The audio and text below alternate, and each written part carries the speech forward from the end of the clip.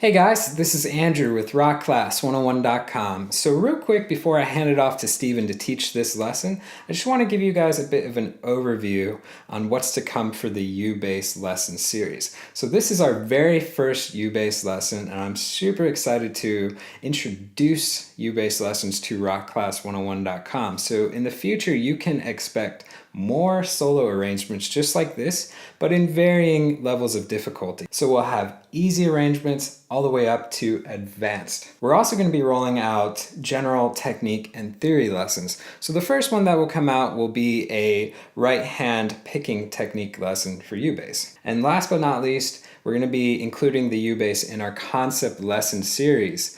So we're doing something really exciting. We're bringing you guys full band backing tracks. So you literally are going to be able to rock out at home with a full band. So that means we're going to be teaching you songs of all types of genres: rock, bossa nova, jazz, country, blues, you name it. And you're going to be able to play along with ukulele, U-Bass, drums, and other instruments. So as you can see, there's a lot of awesome lessons that are coming in regards to U-Bass to Rock Class 101. So this lesson is part one. Steven's going to be teaching you the first half of Canon in D. So if you guys want to learn the second half of this tune, you can click this link right here, or you can go to rockclass101.com, just do a search for Canon in D U-Bass.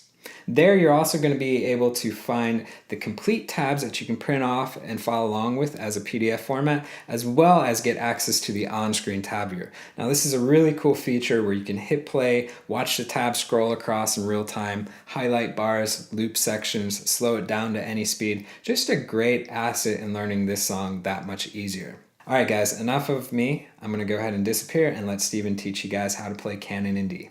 Hey guys, Stephen Cox here with rockclass101.com, and today I'm going to be teaching you Canon on the U-Bass. It's a very, very popular classical piece, and it's a very beautiful piece that's played in a lot of weddings. So let's get started. So the introduction on Canon is going to be mostly half notes, which means we're going to hold out each chord for 2 beats apiece. So here's the first few chords, and then I'll show you what I'm doing.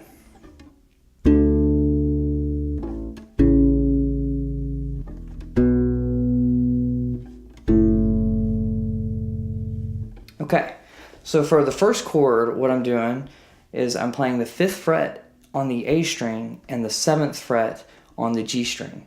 I like to use my pointer finger and my ring finger, but you can use whichever ones you want really on this chord, but those are the ones I prefer. On the video, you might notice that I play the open D string and the 7th fret of the G string, and you can do that as well. The open D string and the 5th fret of the A string are the same note, but now I prefer this one because it's a warmer sound.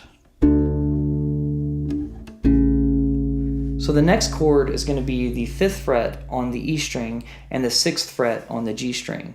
And I like to use my middle finger and my pinky, but you could also use your pointer finger and your ring finger just as easily. Okay, so after that we're going to go to a B minor chord, but really on the U-Bass all we're playing is 2 Bs. So the first B is the 2nd fret on the A string, and the other B is the 4th fret on the G string. By the way, when I'm plucking these chords, I'm typically using my thumb and either my pointer finger or my middle finger. So sometimes what I do is my pointer finger and my middle finger for the G string notes, and I might use my pointer finger occasionally if I have a D string note.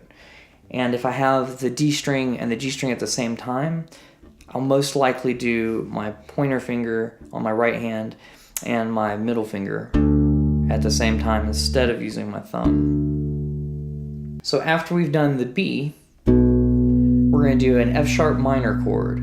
And we're only doing 2 notes of F sharp minor. We're doing the F sharp as the 2nd fret on the E string. And I'm going to use my pointer finger for this one. And then you can do the 2nd fret on the G string with your 2nd finger, your middle finger. And once again, I'm plucking with my thumb and my middle finger for that chord on the right hand. Let's play measures 1 and 2 of the intro together.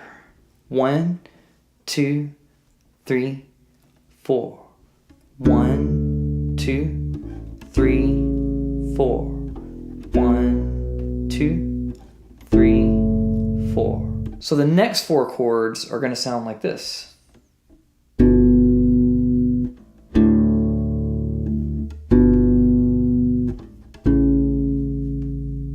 Okay, so the first of those chords is G, and what we're going to do for G is we're going to play the 3rd fret on the E string and the 4th fret on the G string. So what I'm essentially doing here is my middle finger and my pinky once again. And for me, this shape is just more comfortable. This kind of comes from upright bass technique. You may find that this is just as comfortable to do finger 1 and finger 3 or finger 1 and finger 2. But for me, I prefer finger 2, my middle finger, and finger 4, my pinky. So after we play the G chord, we're going to play the D chord, but it's a variation of the D chord, and you're going to play the open D string, and your pointer finger is going to play the 2nd fret on the G string. So with my right hand, I'm plucking these two with my pointer finger and my middle finger, just like that. Okay, so then after that, we're going to go back to that G chord, and then we're going to slide that pattern up 2 frets to play the 5th fret on the E string and the 6th fret on the G string for the A chord. Let's play bars 3 and 4 of the intro together. 1, 2, 3, 4. 1, 2, 3, 4. 1, 2, 3, 4. And now we're on to melody 1. So what we're going to do for melody 1 is we're going to move all the way up the neck so that we have a higher melody happening with the bass notes. So here's how the first part of melody 1 sounds.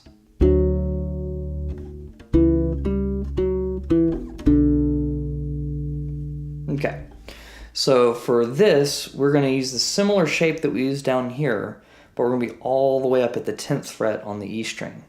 So that gives us 10th fret on the E and 11th fret on the G string. Okay, and I'm still using my middle finger and my pinky to play those, and my right hand is still plucking with my thumb and my middle finger. So after we play that note, we're going to move down to the 2 9th frets, the 9th fret on the E string and the 9th fret on the G string. So I'm going to use these fingers in particular so that I can play a melody with my pinky after this. So that's 9th fret and 9th fret with the 1st finger, the pointer finger, and the 2nd finger, the middle finger. Now this is where the pinky plays the rest of the melody. So right there, my pinky is playing the 12th fret on the G string and the 11th fret.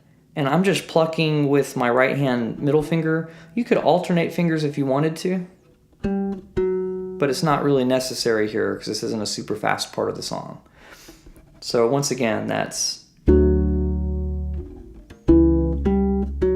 then the last note in that is just the 9th fret again. So all you have to do is lift up your pinky, and this finger should still be down and ready to go. And that's middle finger on the 9th fret on the G string. Hey guys, so I'm just going to butt in here and give you a little bit more help on some of these rhythms, and specifically in regards to counting them while you're playing. So now that we know melody 1, let's go ahead and make that D chord, and let's look at how long these rhythm hits last. So that first D chord is going to be a half note. So we have 1, 2. Then our next 4 hits, starting with that A chord, are going to be 8th notes. So it's 3 and 4 and. So that sounds like this. 3 and 4 and. So if I put that bar together, guys, I get this. 3, 4, 1, 2, 3 and 4 and.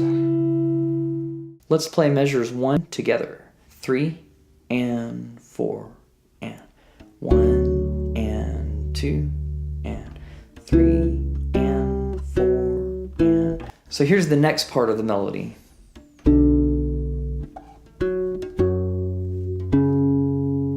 So what's happening here is first we're playing the 7th frets on the E string and the G string, and I'm using fingers 1 and 2 here. And then I'm reaching my pinky over to the 11th fret of the G string. So once we play the 11th fret of the G string, our pointer finger will come over to the 9th fret on the A string. And then we will play the 11th fret and the 9th fret at the same time. So you end up playing just 11, then 11 and 9. And I'm still using my thumb and my middle finger for that on the right hand. So after you hit that 11 and 9 at the same time, you're going to just use your ring finger to play the 11th fret on the D string. And this is one of the first times I'm using my pointer finger to hit a note, and that's because we have 3 separate strings here. So your pointer finger is going to take care of the 11th fret on the D string. Now our second bar is trickier with the rhythm. That first hit, that B minor on the 7th fret, that's going to last for a dotted quarter note. So that means you're holding out for a quarter beat plus an 8th note. So when you hit it, you're going to be holding for 1 and 2. And that next note, the 11th fret, hits on the end of 2. So it's 1 and 2 and. So it's tricky. Right? So if we put it together, it sounds like this. 1 and 2 and.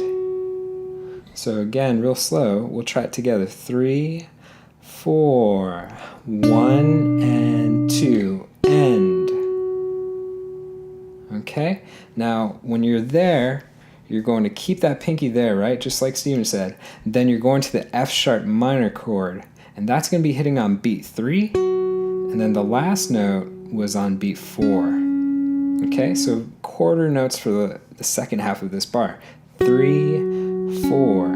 So if you put that together, guys, you have 1 and 2 and 3, 4. So probably the trickiest bar we've had thus far. Let's play measures 1 and 2 of melody 1 together. 3 and 4 and 1 and 2 and 3 and 4 and 1 and 2 and 3 and 4 and. So after that, we have the next part of the melody. So this part right here, we specifically have to use the middle finger on the 10th fret of the A string and our pinky on the 12th fret of the G string. And the reason we have to do this is because we have a melody that uses these other 3 fingers in this order. So this allows us to hold down the 10th fret while we're playing this whole melody. So check this out.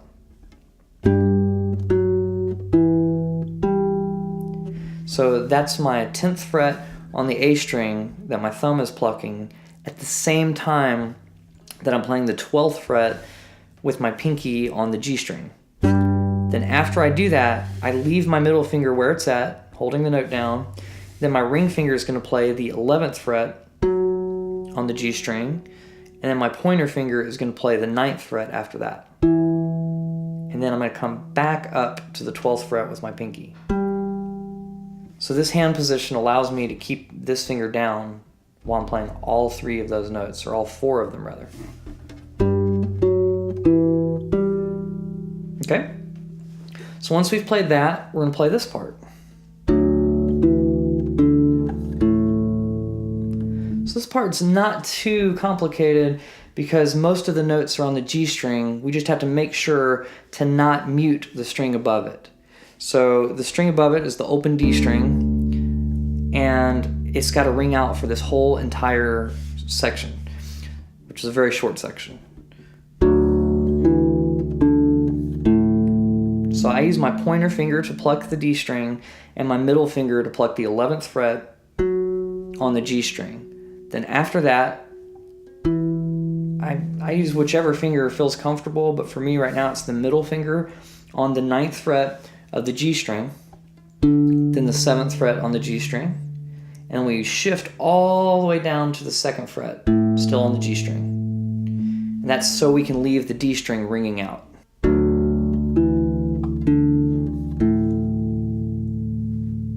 Now bar 3 is actually really simple because it's very straightforward. It's all eighth notes. So everything lasts the same amount of time with eighth notes.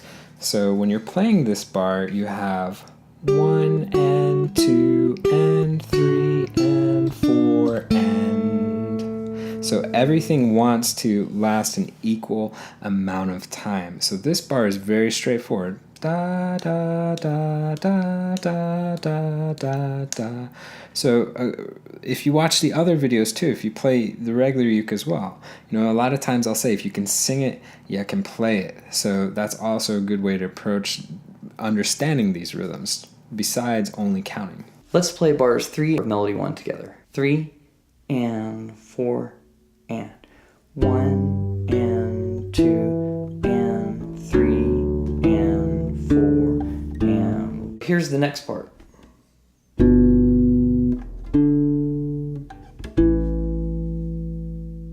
Okay, so this measure is a little bit easier. We're going to go back to our comfortable G shape that we've been using a whole bunch, which is fret 3 on the E string and fret 4 on the G string.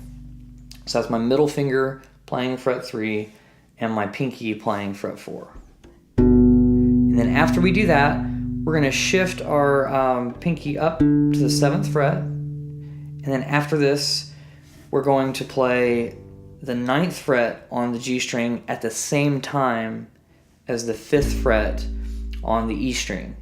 So this is a little bit of a stretch. As you can tell, I'm using finger 1 for the 5th fret on the E, and my pinky is the one stretching all the way up to the 9 there. 9th fret on the G string there. So once again, that's... I just want to note that there also is a way to play the G chord with finger 1 and 2 here, so that you can have that G note ringing out while you're playing the 7th fret. It's not necessary, but it sounds kind of cool. Now our 4th bar is actually very simple. It's quarter, quarter, followed by a half note. So it sounds like this. If I count it out, I have 3, 4, 1, 2, 3, 4. So very simple rhythm, right? 1, 2, 3, 4. So that one is not too hard. Let's play bars 3 and 4 of melody 1 together. 3 and 4 and 1 and 2 and 3 and 4 and 1 and 2 and 3 and 4 and... Alright guys, that's it for part 1. I hope you enjoyed it. If you'd like to learn part 2, you can click up here. And thanks for watching.